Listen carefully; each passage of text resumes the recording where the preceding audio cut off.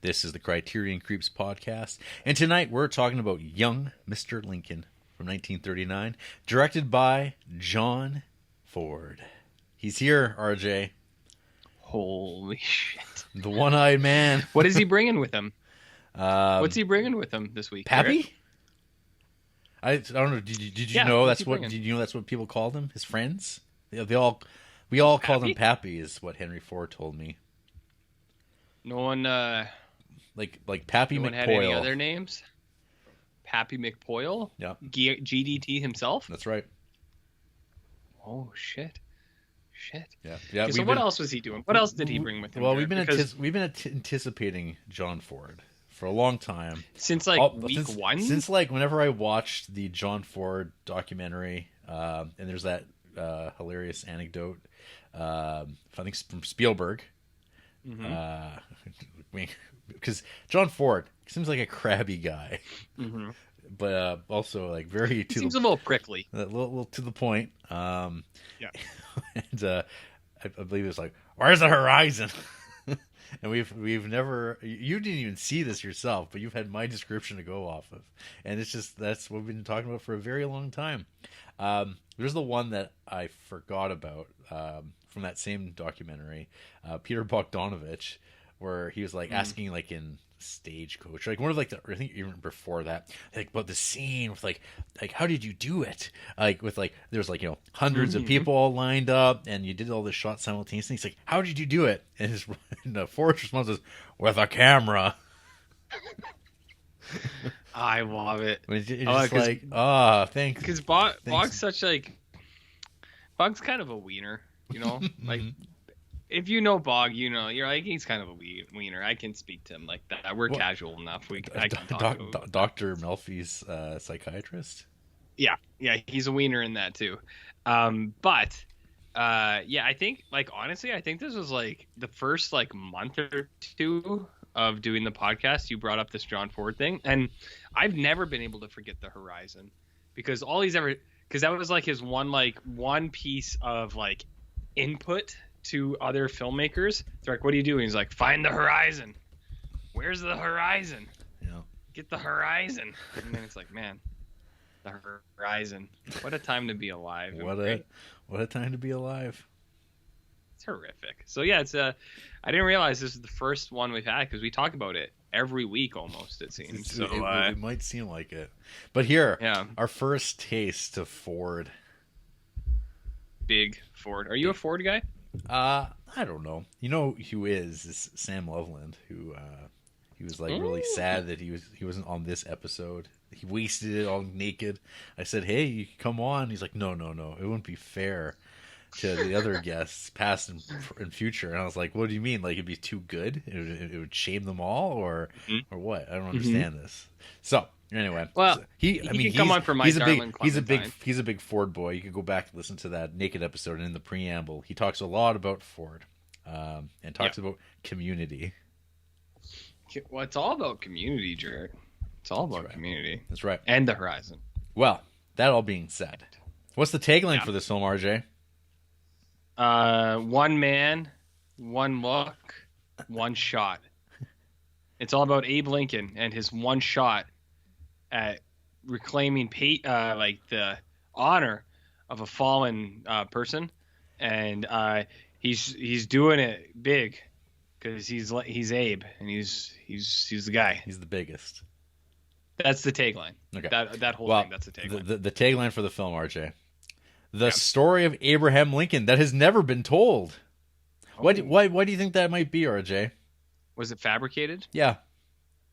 Okay, well, I was wondering. I didn't look into it because I don't care. I think it's vaguely based on a case, some sort of we'll get there, but this is a fantasy. It's myth. It's a little bit of myth making, a little bit. I knew, no. Yeah, a little bit. Yeah. And that's why I knew you would know, and so I was like, I'm not even gonna look into this. I'm just gonna wait. Because I was like, I feel like it's based on something that happened, like he was a lawyer in a trial, but I was like, there's no way he talked this eloquently. Or maybe he did. Well, I think everyone talked eloquently back then. We're all just fucking doughheads.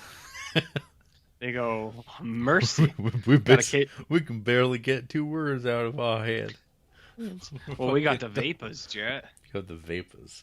So even like these like plain folk as presented young Mr. Lincoln, they seem so much more eloquent than we do. Well, what do you mean? Butts and farts isn't eloquent? That's right. But, RJ, the synopsis for this film. Mm-hmm. In this dramatized account of his early law career in Illinois, or as the prosecutor in this film calls it, Illinois, which really put me off. We're going down to Illinois for this one. Abraham Lincoln is born into a modest log cabin where he is encouraged by his first love, Anne Rutledge, to pursue law. Following her tragic death, Lincoln establishes a law practice in Springfield where he meets a young Mary Todd. Lincoln's law skills are put to the test when he takes on the difficult task of defending 2 brothers who have been accused of murder. Shit, sounds intense. Did it happen? No, kind of. Somewhat. Okay, so what do you know about Abraham Lincoln, RJ? I know that he cut down a cherry tree with an axe, and it was a big deal. Was that him or Washington? I know that one time in Dallas in the 60s. One time in Dallas in the 60s, Abe Lincoln had a bad day. He did. April 6, 1865. Yeah, it was a bad day for Lincoln. I know that Lincoln had wooden teeth. Did you know that? I believe I did. Mm-hmm. Mm-hmm. Well, George Washington had the wooden teeth. Are you? Are they all George Washington? They might have all had wooden teeth. The only thing I know, I learned from Clone High. That's the first thing that happens, and when you become president back then, he's like, you're given wooden teeth. Yeah. Let's see. I think you made it, bud. Okay. There's actually ParksideDentist.com has some information on presidents with bad teeth. Abraham Lincoln was known to despise going to the dentist. That might have had something to do with the lack of painkillers available to patients when, in 1841, a dentist injured Lincoln's jaw while pulling a tooth. Due to this fear, he only visited the dentist 4 times in his life. Lincoln was one of the first people outside of the medical community to use chloroform as a medical anesthetic, which he self-administered before some of his later dentist appointments. Our president's dental loss doesn't have to be yours. And then they pitch you at the ParksideDentist.com. Yeah, so George Washington had terrible teeth for most of his life. Well, to be more precise, for much of his life he had no teeth. At his inauguration in 1789, he had only 1 working tooth left. Having lost all his teeth by middle age, President Washington wore dentures made from ivory, lead, and pig and cow teeth. Wow. He even wore dentures made from human teeth, which were very common in the end of the 18th century. Washington might have had bad teeth, but he never gave up hope. Until he died, he spent money on different types of toothbrushes and cleaning solutions. RJ, are you going to jump on this like other dude's teeth strategy? I'm more interested in the cow and other animal teeth. Where did the human teeth come from? From corpses? Possibly. Like, or was it just people whose like teeth fell out and they're like, yeah, let's throw that in someone else's mouth? Buddy, it was the 18th century. Different rules. I know it was different. It was a different time, man. It was a different time. Or maybe, I don't know, did the dentist go around and like smash people upside the head with 2x4s and go, oh, the tooth came out. It's up for grabs. The president needs a tooth. I mean, if you can't do something like that with President privilege, what can you do? Myth busted. There was no wooden teeth, but there was pig teeth. Damn, that's even more interesting, really. It is more interesting, and I think that's what this movie should have been about. So what you're saying is you don't know anything about Abraham Lincoln. Everything I learned about Abraham Lincoln, George Washington is the same. Clone High. Yeah. Clone High is all I know about Abe Lincoln. And yeah, George Washington is the same. And I'm pretty sure that Rutherford guy is the same as the others too. So Rutherford. They're all the same. Was there a President Rutherford? Was there? I don't know. I'm not an American, RJ. I know there's only 46 of them. Ruth Bader Ginsburg. That can't be right. She wasn't president. Rutherford B. Hayes. There you go. Yeah, there you go. RB Hayes. R.B. Hayes. Arby's himself, the creator of Arby's. He was the president from 1877 to 1881, 19th president of the United States. Okay, well, what about Abraham Lincoln's song? Do you know that one? Yes. Lincoln, you're a guy. Not quite. You're not Lincoln. Quite. It pretty cool. It goes a little bit like, well, I'm rapping AB and I'm here to say, if you want to drink beer, well, Duff's the only way. I said the only way. Break down. That's his most famous song. How foolish of me. Exactly. To forget the Abe Lincoln Duff song. Yeah. How foolish. How foolish. Silly. So, yeah. I don't know. Gotcha. He's a pop culture figure for most of us, not from America, other than Abraham Lincoln and Planet of the Apes, directed by Tim Burton, one of his great turns. That could have been our picture today. Could have been. Mm-hmm. So it's one of the notes. One thing that Sam Loveland did pass along was mentioning the author Tag Gallagher. He wrote a piece for Sense of Cinema back in 2006, and he mentions that in the same year that Young Mr. Lincoln came out, I keep wanting to say Franklin, so I gotta catch me on that if I do it.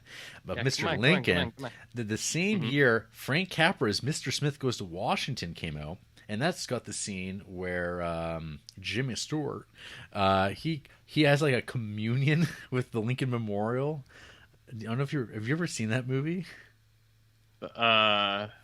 Which movie? Sorry? Mr. Smith Goes to Washington. I've seen parts of it. I've never seen it like in full, but I have seen parts of it. Right. Yeah.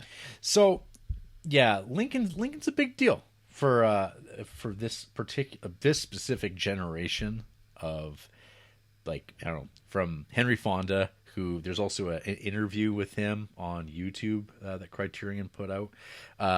Where he's like, when he was asked to play Lincoln, he's like, I can't do that. You have to understand that Abraham Lincoln is a god to me. Did he meet him or something? Or he's a god. No, he's not that old. But it's just like the figure. His importance as far as presidents are. He's one of the big dogs, Yeah, I guess. I mean, he is on the $400 bill, so that's pretty important. Mm-hmm. I know a lot about American history. So let me tell you. Oh, a great deal. Great deal. I actually took an American history class in university in America. And did you fail?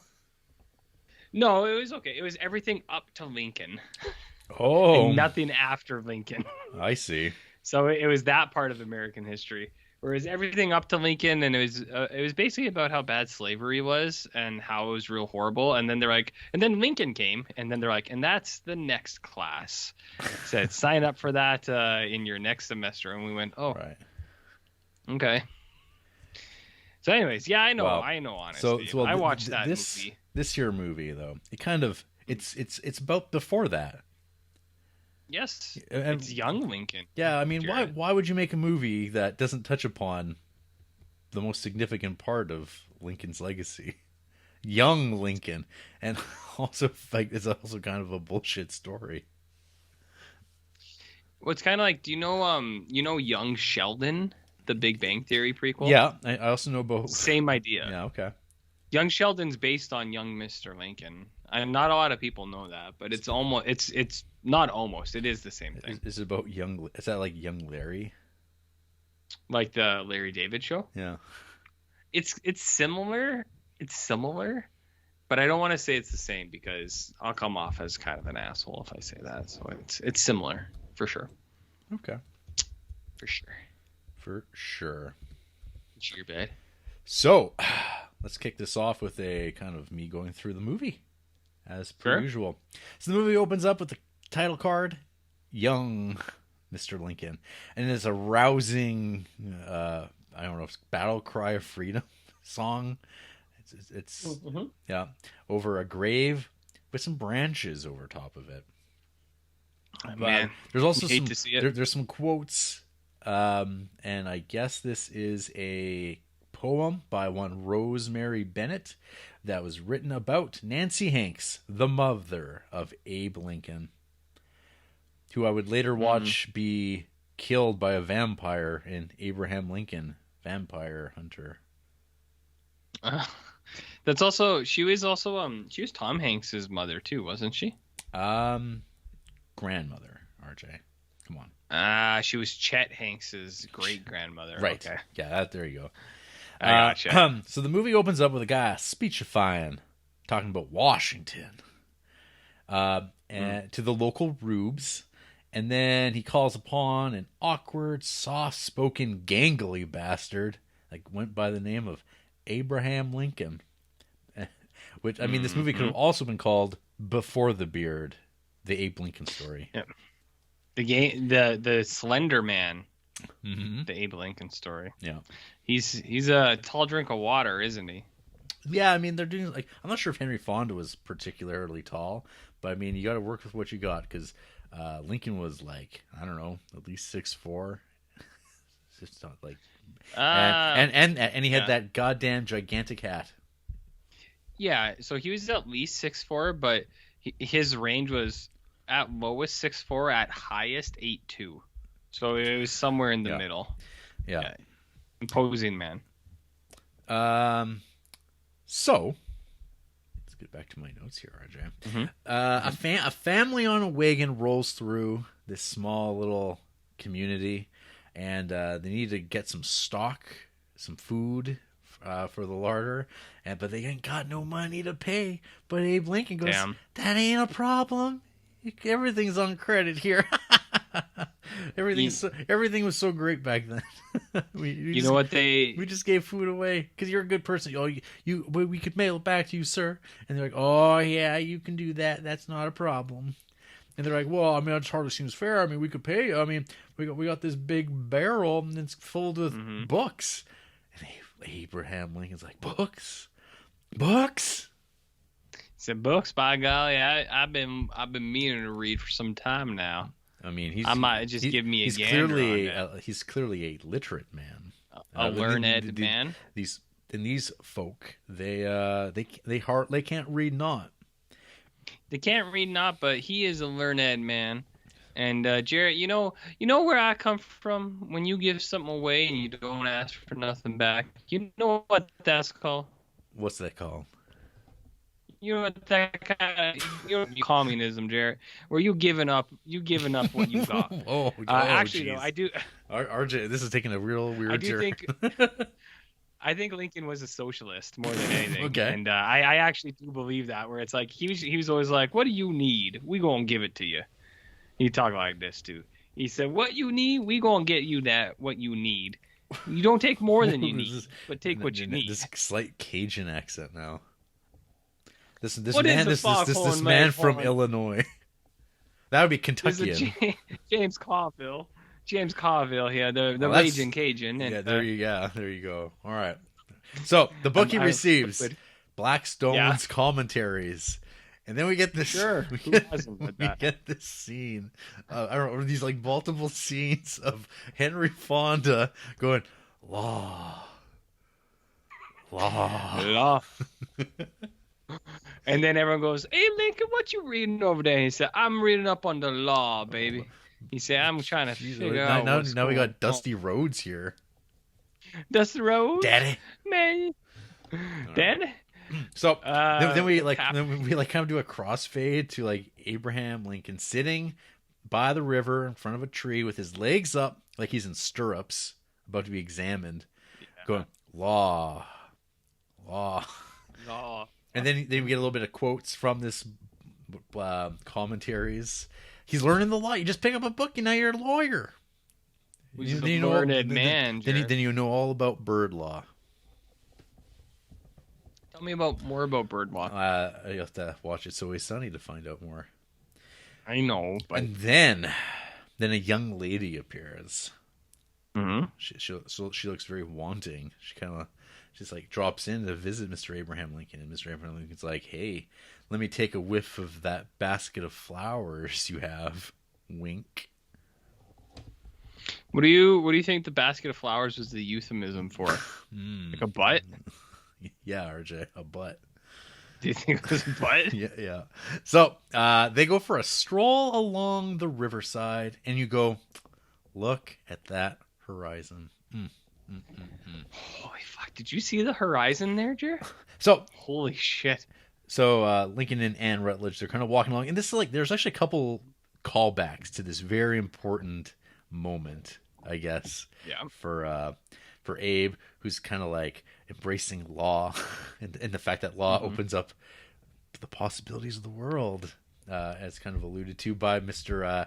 Tag Gallagher. Read all about it. Yeah. I mean, if you really want to know about movies, that's where you go, or you can listen to us. To Tag Gallagher. Yeah.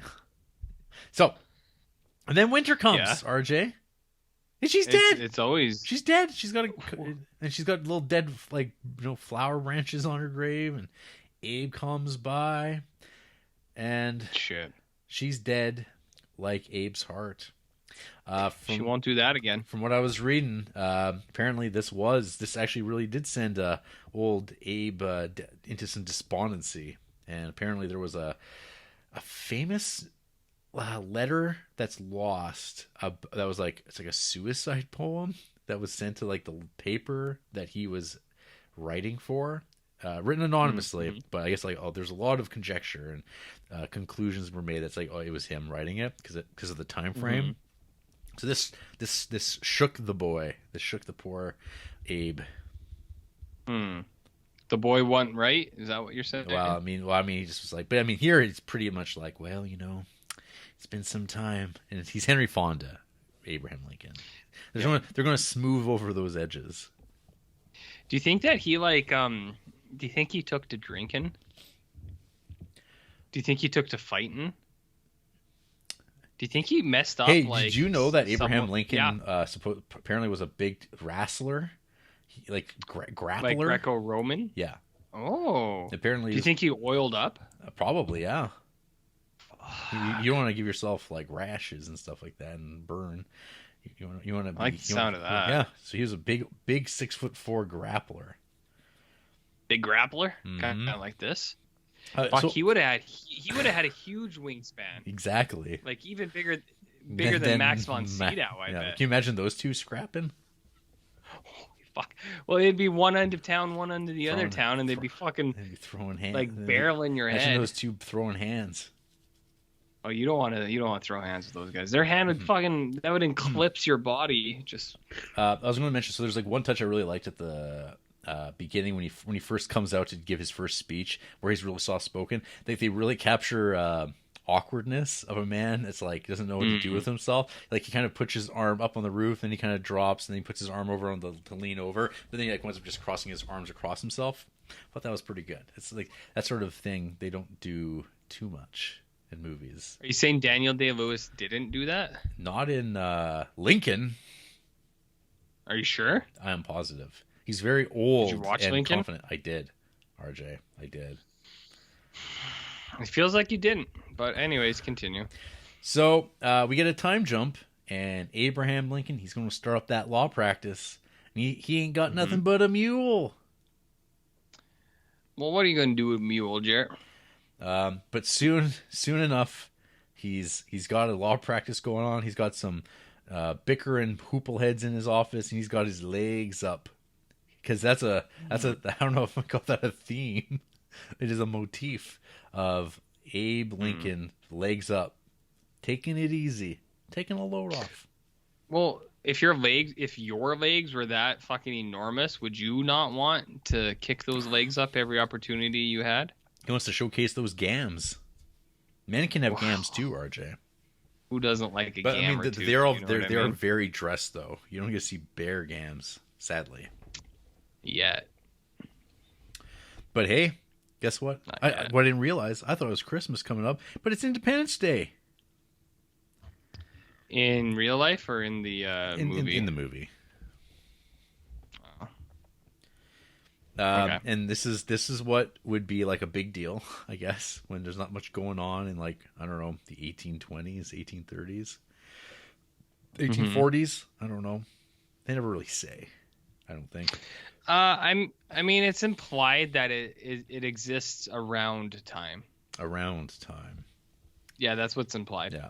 But I mean, there's still veterans of the Revolution there that you get to see a little bit of. Where we also get a little bit of patented horse violence, as RJ used the tag, where a little kid slingshots a horse, and they cut it up, and then the horse goes, and the guy riding it goes flying, and everyone goes, and then Skype doesn't like that at all. Hi. No, I totally heard that. Yeah, I was just talking about the... No, the last thing you said was patented horse violence of a young boy slingshotting at a horse, and then the horse rears up, goes, and then the guy goes flying, and everybody goes, ha ha ha, which will become laughing will really come up later in this movie during that trial. Oh boy. So, we get to meet an early piece of competition for Mr. Abraham, a man named Stephen Douglas. He's obviously kind of I think he's like the senator from Illinois, who like lives here in Springfield. And Abraham Lincoln, one of these, like, again, another one of these motifs, like with him sitting back with his legs up. He also does this interesting thing where he sits himself on the ground beside people, where he always has kind of like a humble stature compared to these other guys. Because this guy's sitting in a chair. He's not going to stand. He's going to sit comfortably while everyone else is standing around. But then Lincoln will be like, I'm going to go a level below you because I don't really care. Get on their level, Jarrett. Or get below it and be just kind of like, it's not a big deal. Yeah, I mean, I've seen people do that in real life where they like sit on the floor in front of people who are like sitting in chairs. And I'm not gonna lie to you, Jarrett. It made me super uncomfortable. Where I was like, I feel like that person shouldn't be sitting on the floor. It's making everybody uncomfortable, and I feel like it's... But this was at a parade, and not a room. Oh, yeah, I know. But, like, so he's sitting on a curb, kind of, like, where everyone's sitting? Yeah, I remember that part. Like, and it's not as awkward, but... Yeah. Sitting on a curb is not as bad, but if you saw someone... If you were sitting with another person in a chair and someone sat on the floor in front of you, would you get weirded out? I might think, okay, and then move on with my life. It's not a big enough reaction. Okay. Yeah, I know, you'd run away. I did run away. I said, this is fucking horseshit. I got the hell out of there. But what comes might be the main event of the film. Secret main event is the pie contest. Not a pie eating contest.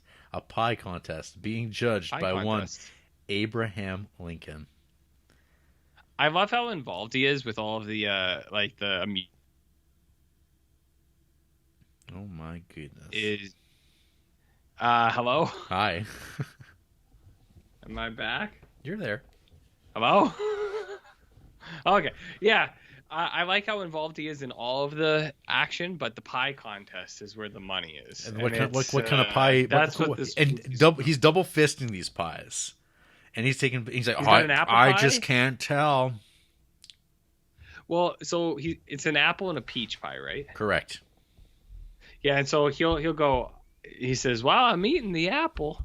I'm convinced it's the best. I can smell the peach, but I smell the peach, and the peach tells me that the peach is the best." And he goes, and he can't decide because he says there's so much love put in these pies that they're both the best. It's like just keep eating them. And just. And when you see him, he's got like the pie is basically a quarter left. He's already eaten 2 entire pies, I think. So yeah, the pie contest is something to behold, Jarrett. It's pretty wild. It's big. It's pretty wild. Big here. It is. So it's while this is going on, there's this family. I call them the Aw Shucks family. They're so kind. They're just like, they don't do anything. except they get leered on. There's these two brothers. Hard. They're one of their wives, a sister, and the ma, I think is the right. So the married into the family wife, she is being leered upon by this thugly deputy perv and this guy friend, this buddy of his, and they're like, and they just can't take a hint. And they're just like, they're making her really uncomfortable, and it's kind of like, oh, gross. What do you do about this in the 1830s? Especially when it is the law. What do you do about that in 2020, RJ? In 2020 against the law, nothing. Yeah, but at this time, the guy said, "Hey, you leave my wife alone." Yeah. See, back then you settled your affairs that way, I guess. Mm-hmm. We're getting back to that. A little bit more straightforward. So this movie, this is kind of like the beginning of this leering going on at the Independence Day parade, as it does, and then you get some log splitting.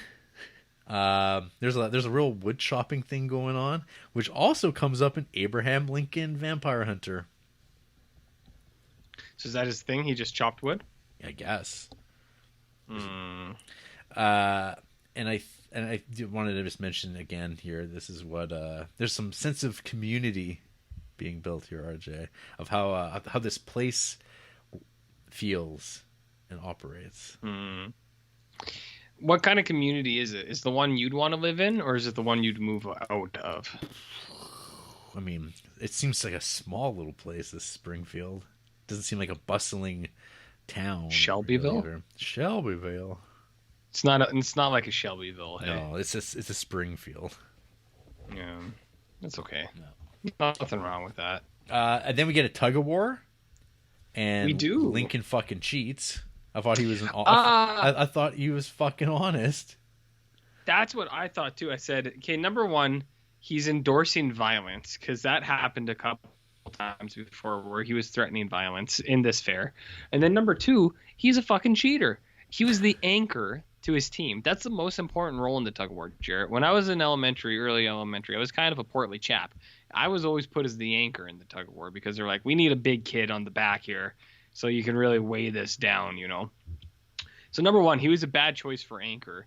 But number two, he cheated. And I was just like, this is a lot of horse shit. If you ask me. It's horse shit. So I don't know about you, man, but I wasn't on board with it. Horse pucky. So yeah, he cheated. They won, but he cheated. Not so honest, Abe. Win. And then, not so honest, of course, Abe. How do you pay off Independence Day, RJ, when you don't have fireworks? Like the Will Smith movie? Yeah. Aliens, I guess. With a barrel burning. Well, who hasn't burned a barrel or two? Am I right? Well, you gather all the barrels up and you have a big old fire. I like this is like the Succession of its day. Everyone tunes in and checks it out. They're like, man, what great storytelling. Yeah, I mean, it is. It's terrific, Jerry. And when you watch it, you're gonna go, yeah, this is a good show. It's a good show. It's very topical. Well, RJ, I don't know. Did you realize that a good chunk of the runtime of this movie is going to be dedicated to a courtroom drama? I didn't, but I didn't look into this movie almost at all.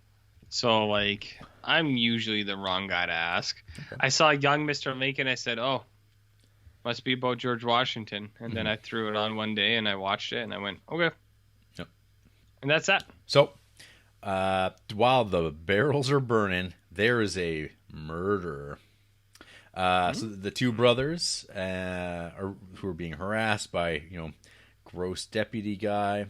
Well, we get a cut in on the two women coming to tell Ma about it, saying they're fighting, and then they come running and they see kind of the end of this fight, where there's the deputy having a tussle, a colossal tussle with one of the brothers, and then the other brother shows up. He's like, he's got a gun, and then they tackle him to the ground, and then the guy lets off a shot, and then he's kind of like, he's selling it like he's been injured, and then his friend comes wandering out of the woods, takes a look at him, And then he goes running off, and then the word gets out that the deputy's been killed. Yeah, and then everyone goes, "Holy shit!" And they hear one only the one guy's version of it, and the two sons, they're covering for the other, it seems, and the mother can't say or won't say what she saw. This, of course, fires the boys up. You know what I'm saying? The boys, and they're drinking their hooch, and they say like, we gotta take care of this right here in Springfield. And they decide this. It's a really cool shot where they're all just standing around talking, and then they move, and then the camera just pans down, and there's the guy's dead body. So they were just plotting this revenge, like, over this dead guy. He's still there. But of course, Abe Lincoln's like, oh boy, I know where this is going. They're going to go a lynching. That's a lynch mob right there. So he introduces himself to the mother and says, I'm your lawyer. And then he goes running, and they got a battering ram. They're going to smash in the sheriff's doors. And Abe Lincoln gets right in the way of that battering ram, and he speechifies very angrily. And then he starts dialing it down. He's just so charismatic. He's such a brilliant speaker. And they all go, oh, geez, we feel guilty about trying to murder those guys. They say, oh, hey, man, we never saw it like that. But you're right. Maybe we shouldn't be killing all these folk up in here. This is my note here saying that I thought old Abe was going to demonstrate his legendary grappling skills. He was going to throw it down with Buck. He could have. That would have been the better movie. That's maybe not a John Ford film. Maybe that's a different guy. So I guess there was a W.B. Griffith movie that was, of course, made from D.W. Griffith's film Abraham Lincoln from 1930, which I guess like makes him kind of more of like a lout. Where he apparently gets the line, I'm the biggest buck in this lick. How did you interpret that? I don't know. What did you think? I mean, I think I remember more the thing about getting your horns wet. And how did you interpret that, Jared? I don't know. Getting your fist bloody. Oh. That's one way to look at that. Laying a beating. I thought it could have been something else, potentially. Okay. And then, of course, so Abe has saved the day yet again. So this is about the halfway point of the movie. We get kind of like about a 15-minute period before we join back up with the trial beginning. So he goes and checks in on the family to let them know what's going on. Where he goes to their wagon, he's like, nice pair of mules you've got here, ma'am. I mean, they were pretty good mules, no? And at one point, he describes himself as, I'm just a jack-legged lawyer. Now, I might just be a giant chicken, foghorn, leghorn, but I know a thing or two about what's right and wrong, Jared. No. That kind of stuff? Yeah. So this impressive display by Lincoln captures the interest of Mary Todd. You know Mary Todd? Is that the demon barber from Fleet Street? No, this is the future wife of one Abraham Lincoln, and a spiritualist and medium. Oh, so not the demon barber? Not the demon barber. Oh. No. All right. Well, what was her deal? Well, in this, she's a well-off lady, and she invites him to the soiree, and so there's a lot of like, him being tall and have a weird kind of walk, moving about. He's never danced before, but he badly wants to dance with her. He tells us. So it's kind of like you. That question I asked you earlier. I guess. So she's kind of driving the conversation because this guy's a little too awkward. Spit. But there's a nice bit though that I liked is where she's like, let's go out, let's get out of here, and let's have a sit outside. And they go outside, and there's this like big body of water, like this lake, that this house is on the side of, and then Mm-hmm. Abraham Lincoln goes into this weird trance as he's looking He out of said- the water, and then he's just staring Mhm. at it, and then she goes and sits down, and you're just like, oh, is this like a callback to his dead young girlfriend from I the think past? so. That's kind of what I was thinking, is like what was happening there, because I think the next scene almost is the scene with Abe Lincoln riding along with Effie. He's the guy with the coonskin cap. Oh yeah, and, he's and, got and, the. and they're riding along this river, and it's framed the exact same way, except they're on horses, and they're on the other side of the fence, not as close to the riverside. And he's playing with the Jew's harp, and he's playing Dixie on it, like kind of half-assedly. Which I actually like. I thought that scene looked really good. That's like one of my weird. I mean, it was pretty cool. Yeah, I thought that was like cool. that was like one of those weird highlights from the movie for me. But he's going to go chop some wood for the family of the accused. I'm not sure what that would cost in terms of lawyer fees. To have your lawyer come and chop you wood to heat up your cabin. Well, I mean, Lincoln was a socialist, as I've mentioned before, so he probably didn't charge at all. Mm-hmm. Do you know what I mean? I doubt it, That's right. for the most part. Well, now we have the trial. The trial is underway here in the state of Illinois, as I believe his name is Mr. Felder is the prosecutor. Mr. French, yeah. Mr. French. Is that a thing from something, or am I just making stuff up again? I probably. I just assume that is the case. Mr. French. Mr. Felder. Yeah, okay. Gotcha. Yeah, so this is where we get into courtroom drama time, a.k.a. Matlock. I mean, who doesn't like a little Matlock, am I right? Things open up with a jury selection. That's not the kind of thing you see in a Matlock. Not the good ones, at least, like. Not the good ones. Who do they select for the jury there, Jared? Well, we get a variety of people who are accepted and turned away. One of them being this duplicitous barber, who is the barber friend of the prosecutor, who's like, I don't know anything about the case. And you're like, okay, that's some real subtle acting there, guy. Ooh, and they went acting. It's like, oh, you almost got Lincoln, but he saw through it because he's not a moron. But the payoff to this is the prosecutor, John Felder, being really pissed off. Just because he's friends with me doesn't mean that he couldn't be on the jury. He's like, that's right. I mean, he said he owns him so publicly. Everybody in the courtroom is just laughing so hard because this guy's just like a huge piece of shit. It's like what it boils down to. Yep. And it's like, been there. Do you know what I mean? I think it's like, well, if he didn't know you very well, it would put me at a disadvantage because you're a piece of shit. He said, and then Lincoln goes, I was counting on they knew that you would be this miserable piece of shit. If they know who you are. That has nothing to do with it. Dunk. What a dunk. Mm-hmm. Even the judge is like, he sure got you, son. Oh, he's laughing. They're all laughing. It's just shitting their pants. This is like the funniest thing they've ever seen in their lives. They did what? Sorry? They shit their pants.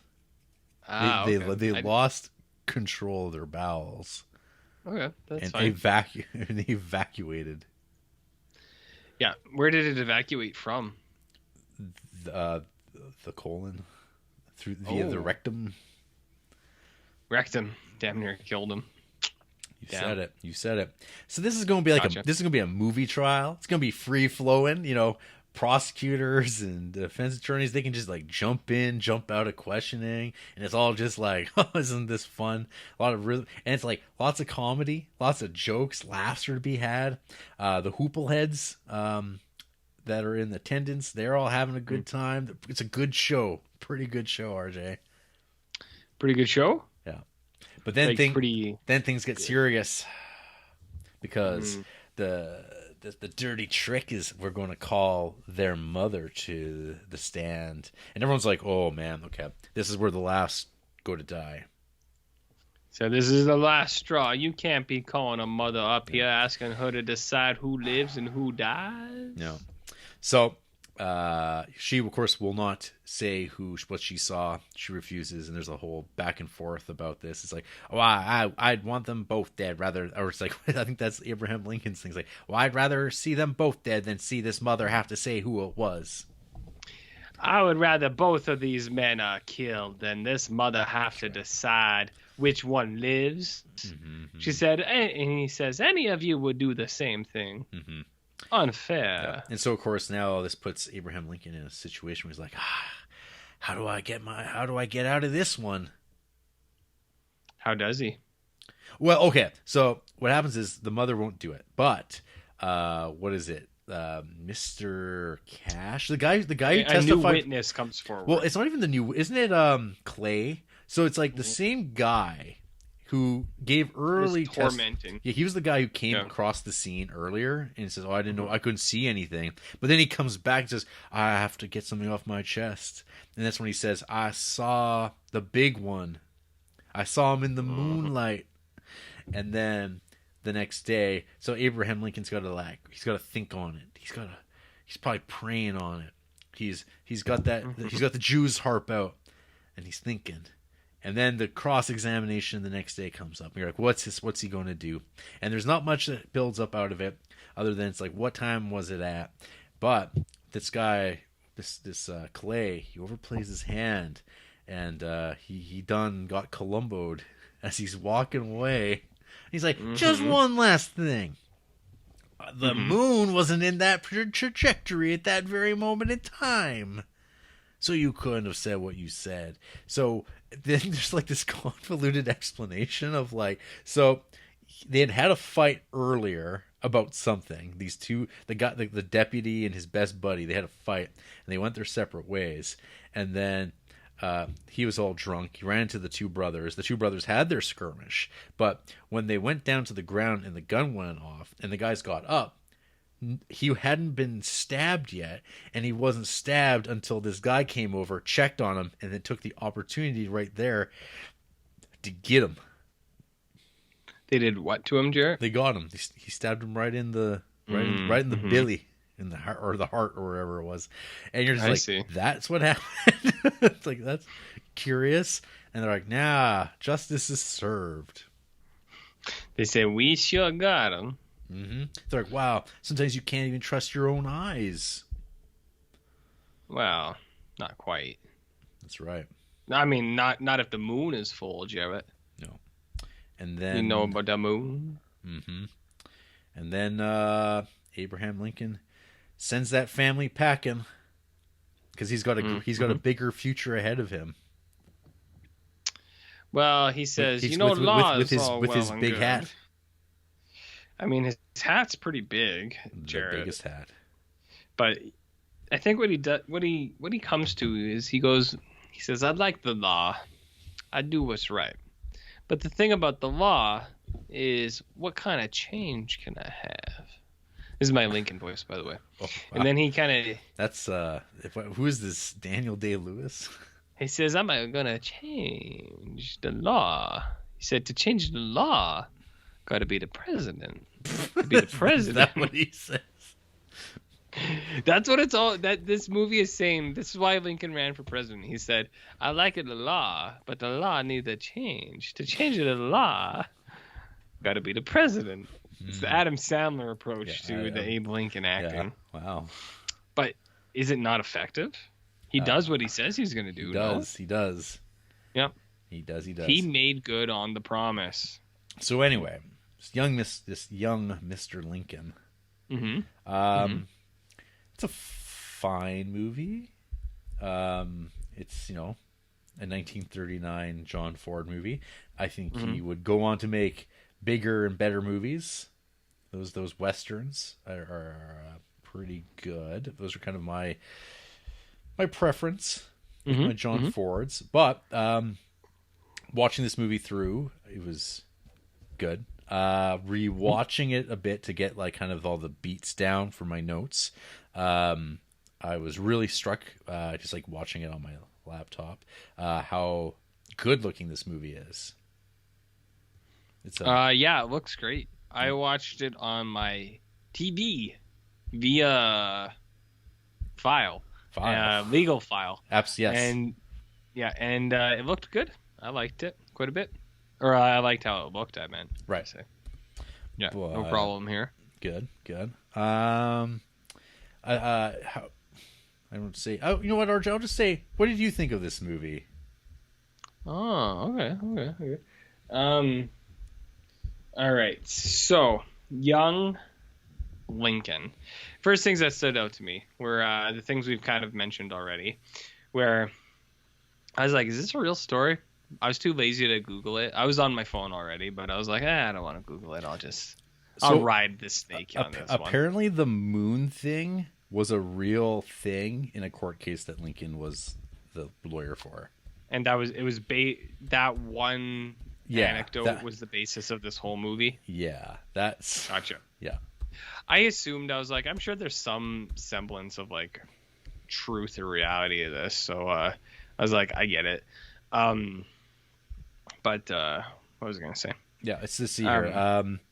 The film has its basis the murder case against William Duff Armstrong, which took place in 1858 at the courthouse in Beardstown, Illinois, the only courthouse in which Lincoln practiced law that is still in use.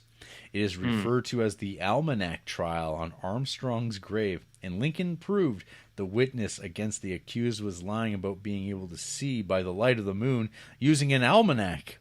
Armstrong was acquitted. That is the closest element of reality referenced in the film. I mean, it's not that far off. Yeah, I mean, guess. Anne Rutledge existed. Yeah. Well, Independence Day happen.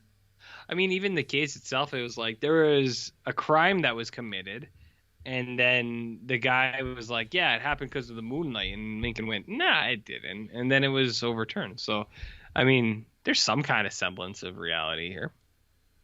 Kinda. Before you go on, fun fact: Mary Todd, she was a member of a large, wealthy, slave-owning Kentucky family, and well educated. She's also a barber on Demon Street, I think, which is the story I heard. So, do you think that was when they got married? Do you think Lincoln was like, I don't like the slave thing. We should maybe get rid of this. Well, it was a changing tide in the world. Other countries were outlawing it. America, a little slow to that. Well, I mean, at that time, Jarrett, mail took a long time. Like that letter from England was like, "Hey, we don't do slaves no more." Probably took like 6 months to get to America. Whatever. I don't even know what it was, 15, 25 years to get the word out. Well, I mean, mail was pretty slow, Jarrett. Sometimes those letters got wet on the boat. Oh, we missed that one. It's the humidity, it eats the paper. Yeah. It's interesting learning the history, the time frames of which when people thought, "Hey, I think this is bad." Like it's not just like, it wasn't until Abraham Lincoln said, "Hey, let's get rid of this. Let's end this shit," and then the South went. But the economy. The economy. We can't lock down because of the pandemic. What about state rights to decide if we have slaves? And economy. That yes. Stuff. Wink. Wink. What about my property? You're taking my property away. What about my personal freedoms, Jarrett? Exactly. What about them? So yeah. Anyways, yeah, so that stuff is all well and good. And I was like, yeah, they're making Lincoln out to be a nice guy. And I was like, I hope this is based somewhat on actual transcripts or something about how he talked. But I was like, probably not. Yeah, I mean, I think there's like I mean, that's not a huge thing. I mean, there's a lot of... nice. There is a lot of writing that probably describes Lincoln, because there's no video. There's just no... Well, There's no film. All you have is photography. Which was, just coming along. You get your daguerreotypes and stuff like that, that kind of thing. But so yeah, you have like just basically people's descriptions. And I think it's like pretty, like he was kind of a soft-spoken guy and pretty. I guess it seems like pretty consistently chill. Pretty chill. They have like both Henry Fonda and Daniel Day-Lewis have the same walk they do. It's like this weird shuffle with this hunch going on. Is there a side by side of that? I've not seen one, but that's like the big final shot of Lincoln, right? Is like it's probably Daniel Day-Lewis probably based it off of this movie. No. Well, I think he went back in time to study for the role. Well, I mean, if anyone could do it, it would be DDL. Yeah. Well, he made time travel shoes while he was a cobbler. What kind of middle name is Day? What kind of middle name is Night? Like M. Night Shyamalan, Daniel Day-Lewis? Who's naming their kids this stuff? Do you know what I mean? It's his last name. It's Day-Lewis. Ah, okay. Is a test. Yeah. You figured it out. So, You got me. RJ, what did you think of Young Mr. Lincoln? I mean, this movie's fine. There's stuff I like in it a lot. Like, the pie contest is super funny. The festival in general, I was like, yeah, this is all well and good. Lincoln cheated, and he endorsed violence, but, you know, whatever. This is a fictionalized account of things. So there, you got that going on. What else is there? There's some bad dudes, some sexually aggressive guys, which his is name's Scrubs White. Scrub White. Yeah. Yeah, Scrub White. And see, I would be interested to see what Ebert thought of this movie, because he didn't like 10 to Midnight because it was aggressive towards women, but this movie was also aggressive towards women. I mean, Lincoln was standing up for him, but those other guys like Scrub White, they were just like dangling strings in front of their faces. That's not nice. That's pretty extreme. Yeah, and it's just like this dude's like, what are you going to do about it, lady? And you're just like, oh shit, that's not good. That's aggressive. So you got that stuff, and that's all well and good. And then you got the courtroom scenes, and some of the courtroom scenes I think are real good, and then some of the courtroom scenes I think are like a little silly. Like when Lincoln's got a lot of zingers in there, and you're like, fuck, this guy just doesn't do. He's nonstop. He's all fire all the time, hitting up top. But like that one time when the judge is like, he sure got you, son, like to the other lawyer, and you're just like, I don't know if it should be this casual. Maybe it was at the time, but it's like, I don't know if the court of law would be like this, because the justice system, Jarrett, when you watch a movie like 10 to Midnight compared to Young Mr. Lincoln, there's a big glaring hole in the justice system there. And maybe the judge did do things like that, which was just like, yeah, he sure got you. He sure figured it out. And then you'd be like, shit, maybe the justice system is wrong. Maybe it's not Lincoln. You know what I mean, Jer? Mm-hmm. You know? Anyways, I think this movie is all well and good. It looks good. Some of the Lincoln monologues are pretty good, you know, discussions about right and wrong and morality. It's like, yeah, I get it. This guy's a figurehead for that kind of stuff, so it makes sense that people would, you know, like this, and that they would try to make it good. So I liked all that. There's a lot of funny stuff in this movie. I got a lot of screenshots about weird language things that they used like over 100 years ago, whereas like the language specifically, you're just like, this is goofy. Right? This sounds dumb. I'm not dumb. It's just like, this sounds silly, but it's funny. I don't know. Young Mr. Lincoln is a decent little show, even with all its inaccuracies and fictionalized history, Dan Simmons style. And there's nothing wrong with that. I'm on board with fictionalized history from time to time. But I think the main takeaway is that the horizon is the real friends we made along the way. Do you know what I mean? Yeah. How did you find Henry Fonda's performance? I thought it was fine. It reminded me of Daniel Day-Lewis's one. And that's why I think that this was based, like Daniel Day-Lewis was just pretty much based on this one. You know what I mean? Like you're going to have to watch more Lincoln films to find out. What other Lincoln films are there? Abraham, Don't say The Vampire Hunter. No, okay, there's none. They made 3. That's it? That's all there was? Yep. Yeah, I don't know. I think this movie's good. Like, There's nothing wrong There's with it. there's that episode of original series Star Trek where Abraham Lincoln shows up. Remember that? Yeah, you remember what he says to Uhura? What's that? He's called, what does he say? I can't use the verbiage on this podcast, but it's a word that ends with that. The middle part is a G, and then the back end of the word is res, like res. Yes. But the first part of the word is something else.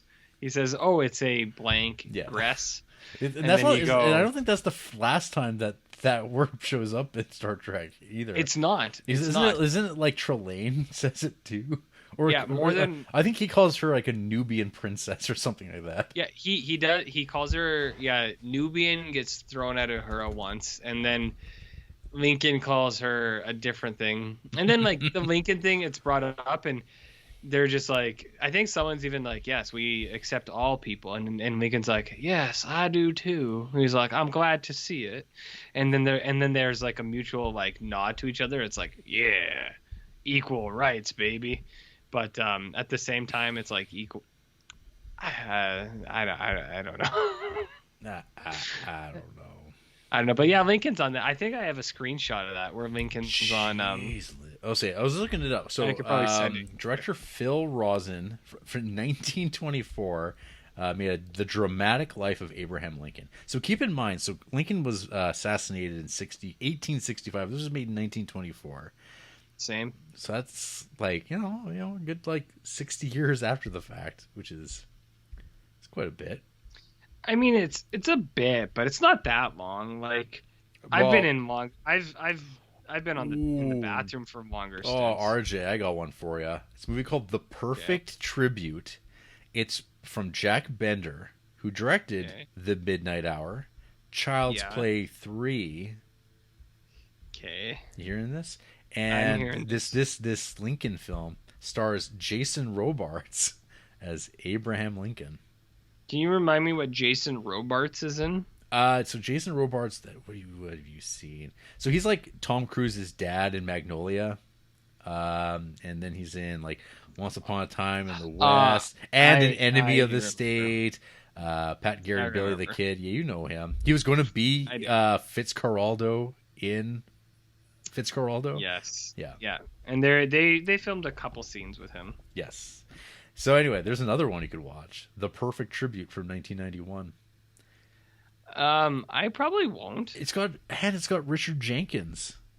Richard Jenkins? Is he a frost giant in it? He plays Blair. Just Blair? Just Blair. Like literally just Blair. That's it. And then you could watch D.W. Griffith's Abraham Lincoln. What's that one about? Abraham Lincoln. Starring Walter Houston. Oh, see, I think there's another. I think I was saying it was this version of it, but there was a D.W. Griffith movie where, the depiction of Lincoln is not the best, but it must be that. Or he shows up in another one. What do you mean by not the best? It's because D.W. Southern man. Oh, so he's like this Lincoln. He got rid of the thing that we loved. Yeah. In that kind of voice. I believe is if I recall. I'm trying to think if there's anything else I want to ask you specifically about. Oliver Granger on my letterbox asks, never know who wins though. You going for peach or apple pie? Peach. I'm going to draw a hard line. I'm going to say peach. Gross. You're going, apple pie's been? I mean, I would rather other pies over both of those two, but if I had to make a decision between peach and apple, I'm going to say peach. Okay, fair. Yep. You want some more sweet John Ford quotes? Yeah, who wouldn't want more John Ford quotes? Okay. It's no use asking me to talk about art. And Henry Fonda on John Ford. Oh, yes, he was a great bullshitter. I like that too. And this is from an article from The Guardian in 1999. by Derek Malcolm, who wrote, Clearly John Ford would not have been at home doing 2 days of group interviews about his latest film at Cannes. Nor was he much at home doing interviews of any sort, especially with critics. He once accorded me a session at Venice, bawling out from the lavatory by way of introduction, "Come on in, I can deal with 2 shits at once."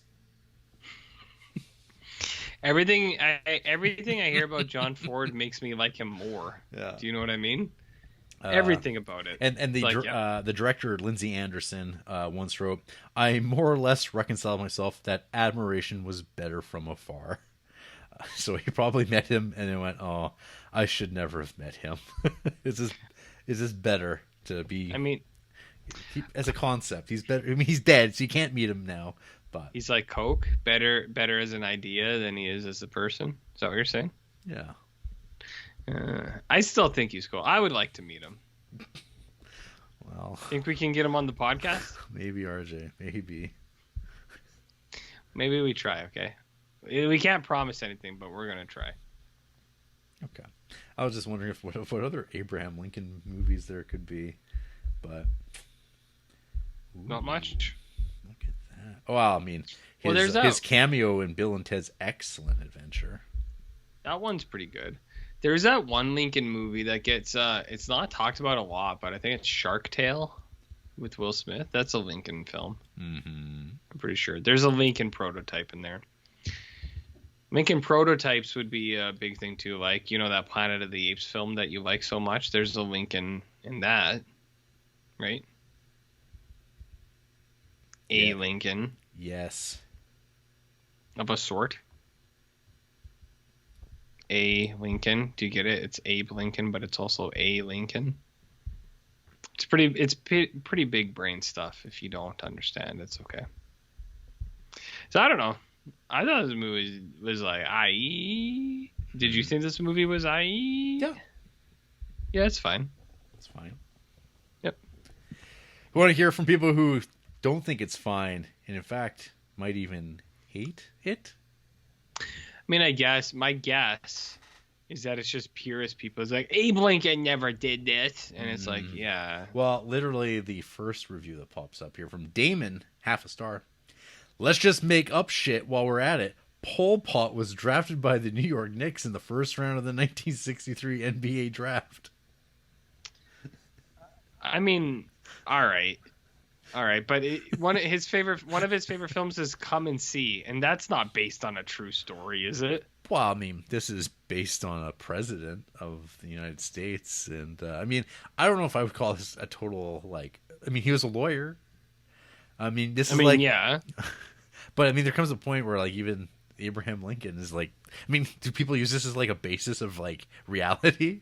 I don't believe so. I don't think so. I think they even cover their ass in this movie by building in. They do, like, saying that this is like not based on reality. Yeah, they do. This person only has like a handful of 5-star films, but one of them is Team America, and I'd be like, all right, show me in your encyclopedia when Team America happened historically, you big frig. And I know it's like, wow, Lincoln was a real guy, and it's like, yeah, so but it's Matt a movie. Damon. So is Matt Damon. So it's a movie, dude. And Helen Hunt. Yeah, it's like, why are you getting caught up on semantics here, brah? Mm-hmm. Brah, they give nah. There's half-star films here, but nothing very interesting. Okay. Never mind. Fuck it. So, next up, Hockeywood. It's not good. Or do you think they mean Hockeywood, or do they mean No, Hockeywood? I think that's Hockeywood. Yeah. Yeah. Okay. 1 star. It's like the worst episode of Perry Mason ever. You know, I did make the comment about Matlock, because there is definitely a point where I'm like, oh, it definitely is sort of. It feels like the template. But that's like all courtroom dramas. And I don't think this is a particularly interesting one. No, it's fine. There's nothing crazy about it. Yeah, it's fine. Yeah, I don't know. Because I think like John Ford made like 3 movies this one year or something like that. Might have. Yeah. Might have. I mean, I did the same. He was a busy bee. So was Hockeywood. Hockeywood in their bio says my debut novel is available at hockeywood/novel.com. So if you guys want to read a novel from this person, Question: do you? well, I'm gonna go look at what it is first before I get there. Favorite films include Gross Point Blank, Empire Strikes Back, Jaws, and Magnificent Amberwoods. Now I'm on Welcome to Hockeywood. Let's check out this thriller. Hockeywood is a suspenseful thriller of a book about hockey and family. The Cortez family has hockey in their DNA, with NHL ties stretching back a century. Tomas coaches the long-suffering Toronto Mounties. His oldest son, Mark, was a number 1 overall draft and one of the best prospects in NHL history. His middle son, Ray, a.k.a. Hockeywood, just retired from the LA Coronas as one of the greatest players of his generation. When Tomas is diagnosed with terminal cancer, Ray decides a comeback is in order to help his dad win the Stanley Cup once before he dies. But on the eve of the final, 2 thugs threaten to kill Ray if the Mounties win. Now with the hopes of a city and the dreams of a father riding on his efforts, Ray must decide whether to cave to the threat or fulfill his promise. Huge. I don't know. Put that on the watch list. $1 of every copy goes to end brain cancer. That's cool. $1 from every copy goes to Echoes of Hope, a charity founded for remove obstacles so that homeless and at risk. Okay, that's cool. $1 goes to Black Lives Matter. That's cool. $1 between June 15th and October 15th goes to the Biden campaign. So, I mean, that's all cool. Okay. But I'm not going to lie to you. This book, Jarrett, it does not sound like a book that I want to read, my friend. This is true. This is very true. Hockeywood. Check it out, folks. No. Or don't. So in 1939, John Ford had made 3 movies, one of which was Stagecoach, which is Future. Incredible. One of the all-time best westerns. Young Mr. Lincoln and Drums Along the Mohawk. That's in one. He made 3 movies, and he was doing this pretty consistently. 1938, he made 2. 1940, he goes and makes The Grapes of Wrath. I like that. And then 1941, How Green Was My Valley, which we've heard all about. And then he still just keeps goddamn making movies and movies and movies. So. Well, it's about the Horizon, Jarrett. The Horizon can't make movies, so he's got to do it for him. Can't make their own, no. No. You want to hear from Don Swansino? Yes, I do want to hear from Don Swansino. And then there'll be one more on the next page. 1.5 stars. Henry Fonda is a great actor, undeniably. That being said, this movie is terrible. It's boring and tampers with history in a way that could terribly misinform people. This movie is just very uninteresting, and it is not worth watching unless you are trying to watch every film ever made by Henry Fonda or John Ford. It's really unfair to say stuff like that. Like, this movie's tampering with history. It doesn't come out and be like, this is the absolute true story it's of such Abraham Lincoln. Nobody says that. It presents itself as like a fiction, like right off the hop. And I don't know if I need to watch Young Mr. Like, you can get the ideas. Like, you can get the, like, I don't know. Did they do Young Washington? The Adventures of George Washington with his before he had pig teeth? No, because no one would have cared. But like, I guess like yeah. They liked favorite films: Return of the Jedi, 2001, Interstellar, and Bridge on the River Kwai. And it's just like, I know that those movies are all fictionalized, but it's like, why does this person draw this line where it's like, well, there's a real person in this movie, so it's got to be real life? Have they ever heard of the power of myth, good sir? Dawn. I don't know. And one more. Okay. 1.5 star from Hannah K. Okay.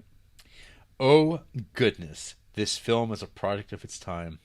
There is absolutely no subtlety or nuance here, and every moment is filled with so much "aw shucks, I'm just a simple farm boy with all the wisdom in the world" goop that's almost unbearable at times.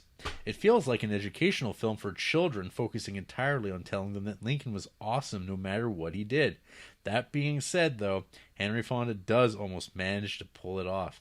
He has a sincerity to him that rings slightly truer than the rest of the film, which is determined to Mary Sue him from start to finish. He can't quite make up for it, but if there is something that makes it bearable, it's him.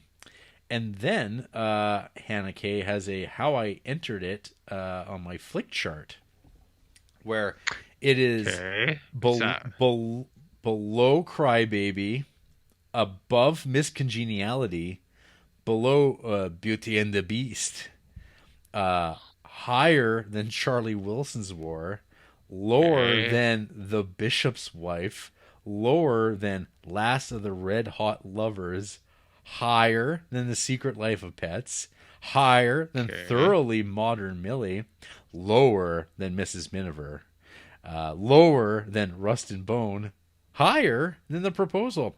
Final spot, 1,729 out of 2,562. Okay. Okay. Okay, so something real weird I've noticed. All these people love original Star Wars.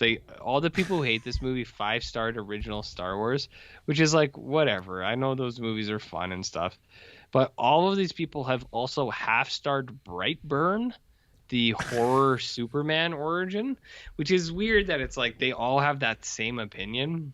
It's almost like there's no original thought in the world, Jarrett. This person half-starred Martyrs, but their favorite films are Casablanca, Moulin Rouge, Annie Hall, and Love Actually. So, you know. It's I don't know, it's always the same stuff, you know. Oh, this person 5-starred Sweeney Todd, the demon barber of Fleet Street, Jarrett. So, I mean, maybe they weren't watching this movie close enough because there was a crossover that they were maybe not aware of. Absolutely. You know? Absolutely. They should have checked that out. Damn. Well, any final thoughts as we put Mr. Ford to bed? For now. For now. Let's be clear. That's just for now. No. I have no other thoughts. This movie is totally fine. Totally. I thought it was decent. I don't know. It's not great. It's not bad. It just is what it is. It's a decent show. There you go. For decent guys. For decent guys. Decent show for decent guys like you and me. After the break, RJ and I will go on to great things, continuing to podcast, until one day we're assassinated. Doing just this. Hopefully. And then an intrepid shit-talking director will make a film about us. Young Mr. Duncan and Baylock. Man. And it'll be bullshit, and someone will be angry about it. I really hope so. It won't happen, don't worry.